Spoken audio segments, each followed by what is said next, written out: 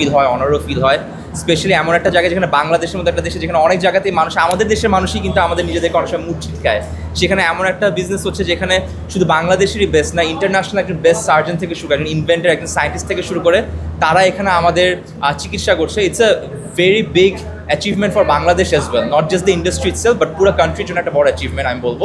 So অনেক ভালো লাগছে এই জিনিসটা স্টার্টিংয়ে একটা পার্ট হতে পেরে। আমার তো মানে আর্টিস্টরাও যে কোনো, আমার মনে হয় যে আর্টিস্টরা অ্যাকচুয়ালি সবচেয়ে আরামের কাজ করে। ইন আ সেন্স আমি বলতেছি যে আমরা যে আমাদের শখের কাজটার থ্রুতে কায়িক পরিশ্রম থাকে, গরমও লাগে, হ্যাঁ, বাট তারপর আমার কাছে মনে হয় যে এই গরম, এই কায়িক শ্রমটা আমার কাছে কখনো কষ্টের মনে হয় না, কারণ ভালো লাগে কাজটা করতে। সিমিলারলি আমার যা মনে হয় যে আজকে এখানকার যত ডক্টরস আছে বা আমাদের এখানকার যে কোনো ডিপার্টমেন্টে যারা হেড অফ ডিপার্টমেন্টস আছে তাদেরও কিন্তু এই যে সময় দিচ্ছে, গরমের মধ্যে কাজ করছে, কারোই খারাপ লাগার কথা না, বিকজ এটা তাদের প্যাশন, এটা তাদের হবি। এই কাজটা করলে তাদের মনে হয় যে তারা মজাই করছে। সো কষ্ট যখন ভালো লাগে তখনই কিন্তু সেই সেক্টরে বেস্ট হওয়া যায়। দ্যাটস ওয়াই আপনি বেস্ট ডক্টরস এবং বেস্ট সার্জনগুলোকে পাচ্ছেন। আমি স্পোর্টসে একদমই ইন্টারেস্টেড ছিলাম না কখনো, বা অ্যাক্টিভ ছিলাম না, এক।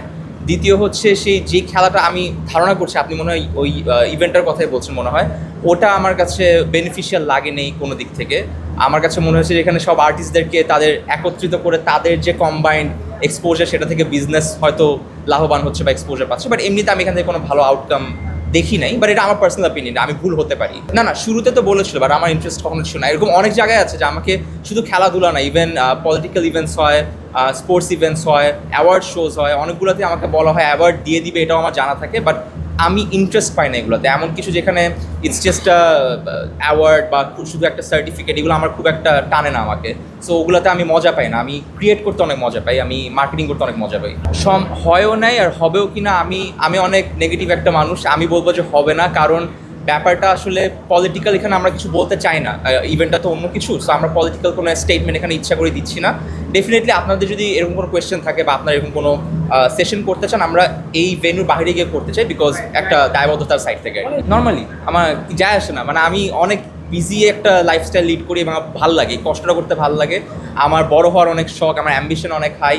অনেক সময় কিছু কিছু মানুষের লোভ অনেক বেশি, কিন্তু আমার অ্যাম্বিশন অনেক বেশি। সো আমি জানি আমি জীবনে অনেক বড় হব, আমি ওই যাত্রায় এখনও আগাচ্ছি। আমাকে যতদিন আপনারা অ্যাচিভ করতে দেখছেন, আমি ওখান থেকে আরও বড় হবে, এটা আমি জানি ইনশাল্লাহ।